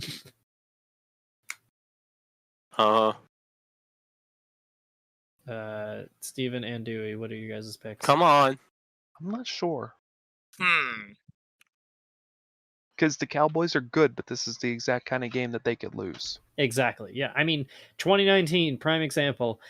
They were like 3-0 through the first 3 games, and then they played Sam Darnold coming off of mono, and they fucking lost! Yeah, the Jets beat the Cowboys in 2019 with Adam Gase as their head coach and Sam Darnold as their starting quarterback. And Robert Saleh is a very good head coach, and Zach Wilson with the offense around him is at least an average quarterback. So fuck it, I'm picking the Jets. So what? We got 2 Cowboys and 1 Jet? Yeah. Give me the Jets. This has trap game written all over it. Does. However, Jets just end their season. Yeah. I'm going to end you. What are we doing Commies, here? Zach Wilson's going to put up Broncos. 0 points. Oh, Commies... Was this Broncos. the shit-ass Thursday game last year? Or is that think Commies Bears? Come on. That was Commies Bears. Well, this is the matchup we should have gotten last year that we didn't. I'm going with Broncos. the Commies, baby. Fuck it, right. Commies on the road. I'm going with the Comrades. I genuinely, unironically want the Broncos to be as putrid as they were last year with all the people they have now. It would be the funniest shit ever. I am manifesting it. We are going to beat the Broncos. All right. Next game. Dolphins, Patriots. Patriots getting slaughtered. Obligatory, I'm picking the Patriots anyway. Dolphins in 7. Or Dolphins in 4, my bad. Dolphins in 3. I don't know, I isn't feel like with the by way the 30. Patriots played late against the Stop being a Eagles... homer, Dewey. Stop being a homo. It's my team, fat! Dewey, I hate to break it to you, but you guys are finishing under 500 again. I hate to break it to you, I don't give a fuck what you think. Uh-huh. Keep believing in Mac Jones. With the way they played against the Eagles late, if they can cut down on the mistakes, I think they could win. Can you give me your copium Yeah. flyer? Jesus Christ. Sunday night football. Saints at Panthers. This game is going to be some butt booty ass. Why is this on Sunday night? Panthers. I will be taking the Saints. Actually, no. Give me the Saints. I'm picking the Panthers. I don't give a fuck. Yeah, give me the Panthers. Okay, stupids. And Slur. finally, That's a Monday game. There's 2 Monday games this week. oh, there are. That's right. Yeah, the Saints Panthers is Monday, and the one after this is also Monday. That's right. Patriots Dolphins Sunday night. Yeah, the other Monday night game, Browns at Steelers. Browns. Steelers. Easy. Steven, what is Browns. the Browns record in Cleveland since they came back? Bad. I might go 0-16 picks this week, and I don't care. Last time I checked, the Browns had never beaten Ben Roethlisberger in Pittsburgh. So Something like that. Good I thing will about be Ben taking the Roethlisberger. The Steelers have not lost at home on Monday night since 1991, and they're not starting next week. Have they really gone that? Holy shit! Yeah. Don't care. The Browns are winning. Yeah, Browns are gonna win. Steelers. Browns I'm don't have taking Matt Steelers as Canada, so. Well, the Browns have Deshaun Watson, so yeah. Roper, Cleveland. even Anyway, without that is. Oh, good. without Deontay, they still have George Pickens and Freiermuth. And But they have hopefully- Matt Canada. Yeah, they Okay. do have Matt Canada. At least Matt Canada's not a rapist. That we know. He's a terrorist. He's not a rapist. Yeah. And that was Oofsides week 2. Unfortunately. Our locks, Anyway, I how about- locked the 49ers, Jack had the Cowboys, Steven has the Bucks, and Dewey has a tie. Damn Oh, yes. fucking straight I do. Uh-huh. Any closing thoughts, you guys? How about Damon Football. Ward? Yeah, how Yeah. about Damon Huard? Huard. We didn't go over him Banging because we had to hordes. restart this like 4 times. I think yeah. his son is playing college football now at Washington. Good for him. Yeah. Anyway, this has been Oofsides here on JTN. If you want to hear more from me, go listen to the Fake Racers podcast, where Davey and I just antagonize Joe for an hour every week. It's a good time. And of course, you can find other episodes of Oofsides here. And we'll see you next time. Oh yeah. Football.